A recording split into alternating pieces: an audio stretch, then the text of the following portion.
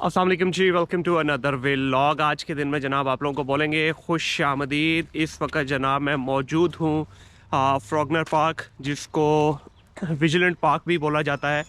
ये ओस्लो का in fact Norway के सबसे बड़े पार्क्स में से एक पार्क है।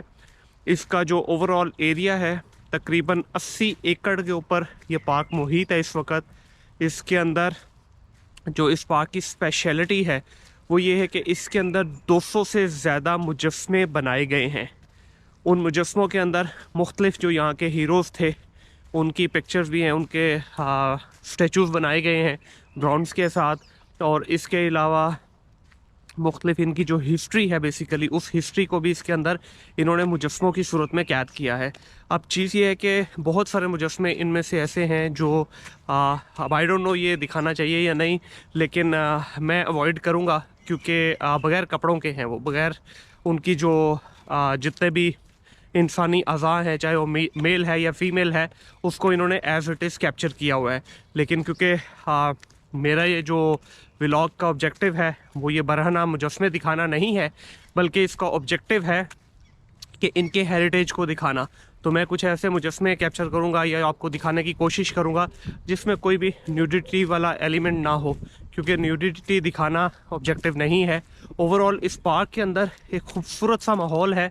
ना सिर्फ यहाँ पे इन्होंने ये अपना हेरिटेज कल्चर जो है उसको प्रिजर्व किया हुआ है, बल्कि इसके अलावा यहाँ पे जितने भी बड़े कल्चरल इवेंट हैं, म्यूज़िकल इवेंट्स हैं, आर्ट या थिएटर से रिलेटेड जितने इवेंट होते हैं मेगा लेवल के, वो भी इसी पार्क के अंदर होते हैं। तो ओवरऑल अगर मैं आपको दिखाऊं तो ये देखिए, ये 80 एकड़ के ऊपर मुहित ये एरिया है।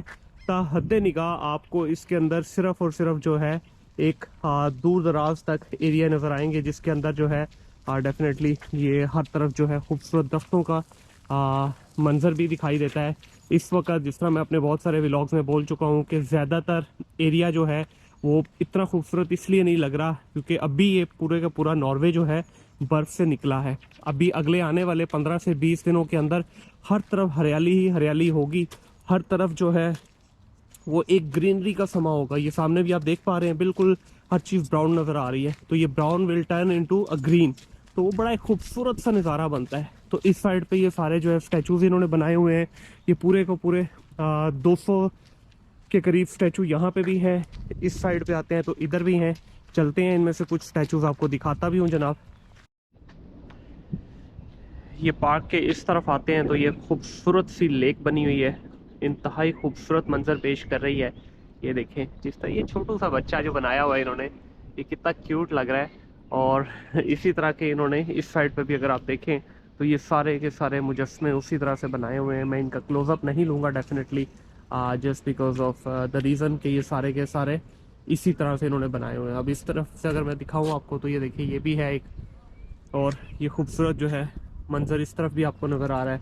इस तरफ भी ये लेक का खूबसूरत मंजर नज़र आ रहा है। तो ये जो इन्होंने डिस्प्ले किए हुए हैं मुख्तलिफ मुजस्मे, अनफॉर्चुनेटली मैं नहीं इनको दिखाना चाहूँगा और ना ही मैंने इनको कैप्चर किया है, क्योंकि मुझे इनमें से कोई भी ऐसा रीज़नेबल स्टैचू नहीं मिला जिसको मैं इस अपने व्लॉग में दिखा सकूं।